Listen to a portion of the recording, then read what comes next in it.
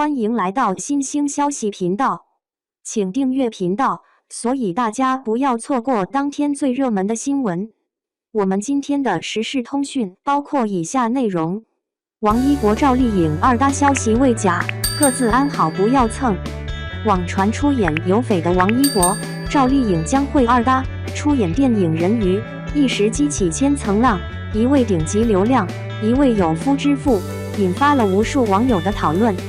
有匪作为一部有水准的古装剧，收获了很多人的喜欢，但赵丽颖为了防爆王一博，各种通告大女主剧。当时王一博尊重前辈，没有表态，却也让双方的粉丝剑拔弩张，一言不合就大打出手，闹得粉圈沸沸扬扬。如今传出二搭，粉丝自然要验证真假，不想再合作。而王一博方迅速给出澄清，表示王一博与赵丽颖合作《人鱼》的消息未假，王一博有很多的工作安排，已经排满了档期，一切以官方为准。赵丽颖作为前辈，也不要再来蹭王一博的热度。无名和长空之王让王一博的底蕴进一步增加，但也不是随便让人蹭的。他如果有合作，会自己发声。比起一直与新人合作的某演员，王一博无疑是成功上岸，传出一部又一部电影的消息，同时代言不断增多，自身地位越来越高，在拿影帝也是名副其实。王一博与赵丽颖的二搭必定是王一博为主，而赵丽颖方不会甘心如此，所以大家不要再做设想。对此，你有什么想说的吗？二，赵丽颖白衣古装太绝了，温婉优雅，这气质不演小龙女可惜了。赵丽颖是现在85后小花旦之中最令人惊艳的一位，她拥有着甜美的圆脸、精致的五官，无论是什么样的服化道造型都可以驾驭。她穿古装的时候总是飘飘欲仙，有一种柔媚的美感。在她最新的一套穿搭造型中，网友们盛赞她不去演小龙女真的是可惜了。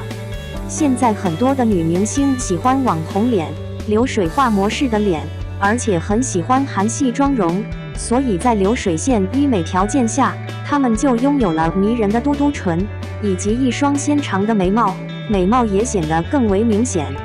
但是这种长相并不适合古装，穿古装就不会显得非常古典美，还会有一种违和感。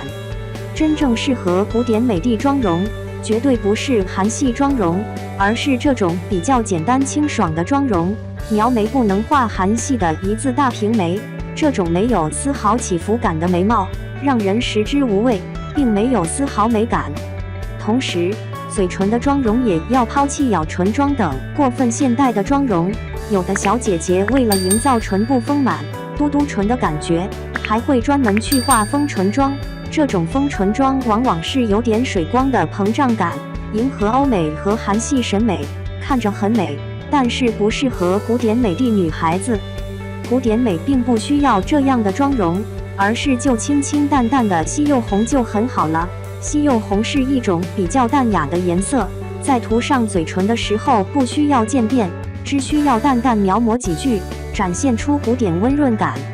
当然，古风妆容中卧蚕也是很重要的一部分。女子淡淡的卧蚕，既能够烘托出顾盼多情、眼波流转，又能够增大眼睛，让眼睛变得更有神采，可谓是很自然的妆容了。中国古代服饰文化源远流长，博大精深，穿上汉服裙装，会感觉整体的气质都变得更优雅。而汉服也分为多种不同的服饰，有色彩非常绚丽的华服，雕龙绣凤，展现本身的唯美和华丽气质。同时也可以有十分清淡的装束，像宋朝新学盛行的时候，女子装束就比较的淡雅不明艳，这一风格比较质朴、清雅如莲，正好与女子的素雅气质相互吻合。